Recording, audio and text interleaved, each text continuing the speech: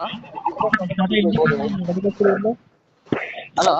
Tata Indica ಒಂದು ಗಾಡಿ ಕಳಿಸಿದ್ರಲ್ಲ ಇದು, ಹಾ ಹೌದು ಸರ್. ಮಾಡಲ್ ಎಷ್ಟು ಗಾಡಿ?